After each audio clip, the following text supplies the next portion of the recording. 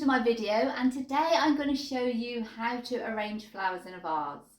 So I have a little vase here and I've got some foliage and flowers that were delivered yesterday from the wholesaler. Why do we need to know this? Well, first of all, as a florist, if you're sending out bouquets, it's important to know how a customer receives the flowers and how that they will end up in the vase. So you get that sense of the continuation of the bouquet after you've made it. And also, quite often as a florist, you'll be asked to go into a hotel and put together a vase in situ. So it's just knowing a few techniques. Now, there are various techniques to this, and we go through all of them in class or obviously on our online courses. So you'll learn lots of different ways, and you'll find ways that best suit different materials. But I'm just going to show you one today that involves a little bit of spiraling the stem. And watching what happens when we pop it in the vase, how it separates and how we can support it. So let's get going. First of all, I'm going to start with the foliage, and I'm just going to spiral it in my hand. So just going to start doing that. And the reason I do that is that I can quickly pop it together to give a nice structure, and I'm going to pop that then into the vase. So here it goes.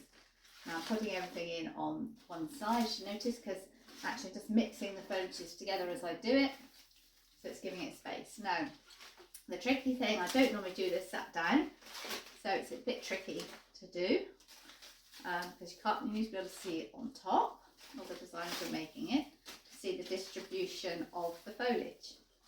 But that looks like it's quite distributed okay, and I'm going to hold a few little pieces back.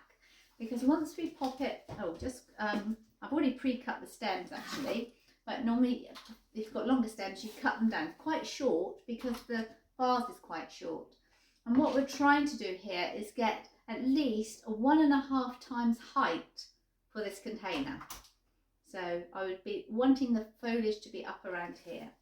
So I'm just going to pop that spiral into the container. And then what you see happens now is that the foliages separate in the middle. I expect you've seen that happen before at things at home. You get a nice little dip in the middle. So that's why we kept some foliage back, because now what we're going to do is feed some of this foliage in centre. Just turn that around on the table to get a bit of height in the middle. So keep some of the longer bits back for this.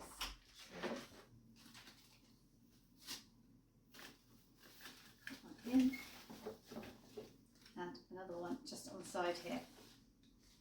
Right, and then just have a little look and make sure that the foliage is evenly distributed and you've got a bit of height in the middle. That's looking about right. So that's the first stage. So the second stage is I'm going to actually pop in some of these lovely hyacinths. Now they're beautiful smelling flowers, but they're quite small. So they're going to work as a recessed flower in the design, and I'm going to tuck them right down. So it's important that they get the water. So I'm going to feed them down through the foliage. And obviously sometimes you get a bit of resistance because you're hitting some stems. But I'm going to put them in a triangle shape. 1, 2, 3. So basically we use the triangle to get a nice even distribution, and it works really well on a round shape design. So now I've got my recession. So I normally, when I put recession in, next thing I do is I put something above the recession. So then it makes it recessed. Otherwise, if I just keep everything low, it's no longer a recession, it becomes a sort of a level. So I'm just going to put this alstroemeria just coming in above the flowers. Now the other thing with this alstroemeria, it helps get a bit of height in the canopy for me. And I can bring that colour. These are all going to be white when they're open, so they'll look gorgeous. And I'm just going to pull them in, making sure everything's down into the water. It's a nice tall one there, look. So that will go in the middle, just to help bring the height up. And then again, just evenly distribute them around so you've got a nice even colour. Now what you have to remember as a florist is that when you send out things that are in bud, how are they going to open? Are they going to open, because these are long lasting, so the alstroemeria will last about 3 weeks and the foliage will last that long as well. But obviously the hyacinths won't. So as things start to die off, I can take the hyacinths out, but then the Ultramarine will start to ping open. So I've got a long lasting design, and it's knowing the flower arrangement from fresh to 1 week's time, 2 weeks time, 3 weeks time, and how that's going to play in the vase. So that's the second stage. So the third stage is I'm going to add some tulips. Now tulips have a little mind of their own, and they will, if you have them on the outside, they'll, by tomorrow they'll be growing up. They'll also expand their growth, so they'll grow 2-3 centimetres. So it's knowing what they're going to do is where I'm going to place them in the design. The other thing you can do is you can pop a little a hole underneath the head, and that should stop the growth.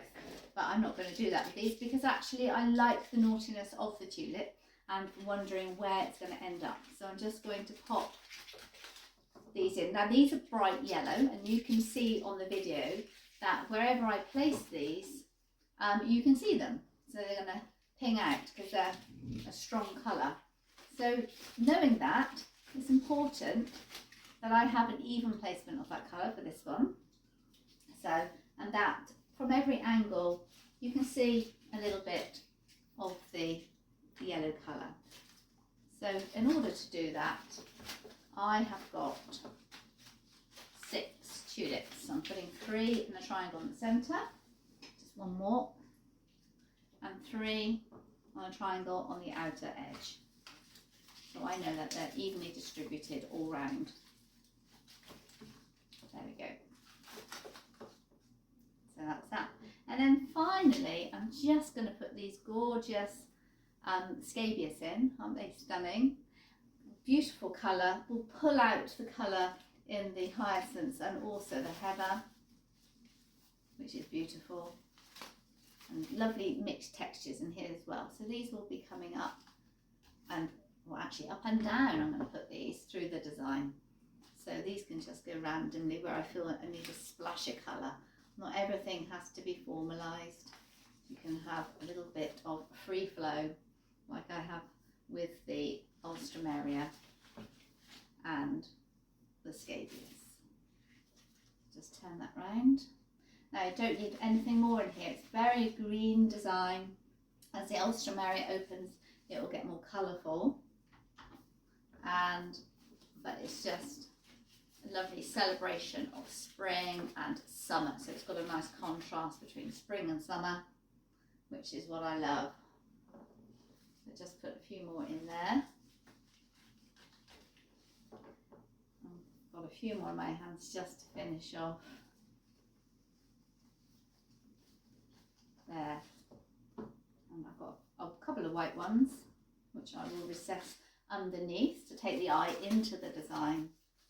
Because you notice by just popping the odd one down deep, you see in there how it opens up the rest of the design. So you don't need to overkill the recession, but just having a couple of areas of recession is really important in a design. And I always, on a bit of recession, do put one that pops up above. So just going to put that over there. So there you go. So that is just a few little tips on arranging flowers in a vase. I hope you enjoyed it. And if you want to learn more, then pop along to one of our workshops or one of our courses, and we'll look forward to seeing you soon. Thank you. Bye.